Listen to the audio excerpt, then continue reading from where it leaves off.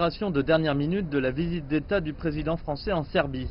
Les tapis rouges sont balayés, l'orchestre et les gardes militaires prennent position.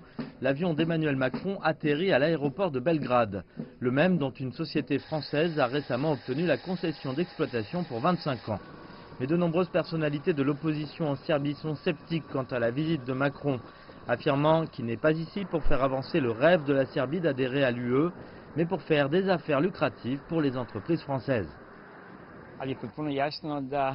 Il est absolument clair qu'il vient ici en tant que vendeur itinérant pour le métro, et non pour traiter de l'intégration européenne.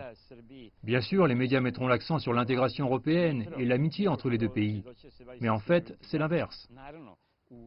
La France envisage un contrat de plusieurs milliards de dollars pour la construction du métro de la capitale.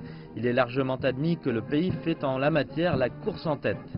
Au cours de la visite de Macron, il a été confirmé que la Serbie avait acheté à la France des systèmes de petits missiles antiaériens et qu'elle ne voulait pas en rester là non plus, lorgnant davantage d'armes françaises. Mais à la fin, les questions de l'indépendance du Kosovo et de l'adhésion de la Serbie à l'UE étaient inévitables pour les deux dirigeants.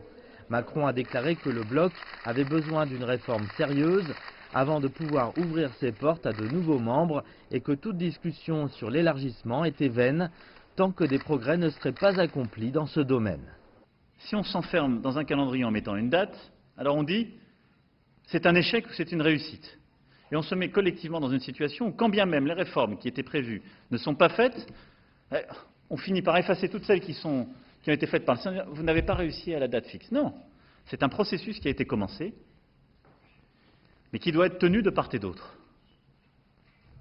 C'est un processus qui ancre. Le président de la Serbie a abordé l'année 2025 comme l'année mentionnée par divers responsables de l'UE au cours des années, selon laquelle la Serbie et d'autres pays des Balkans occidentaux pourraient officiellement devenir membres de l'UE. En ce qui concerne ce que les gens nous ont dit à propos de l'adhésion à l'Union européenne en 2025, ils nous ont dit en 1999 qu'ils nous bombardaient à cause de la catastrophe humanitaire. Mais il semble qu'ils aient eu quelques autres raisons inavouées. Ils nous ont dit que le Kosovo devait atteindre certaines normes avant de recevoir le statut. Ils nous ont menti et leur ont donné le statut en 2008 sans ces normes.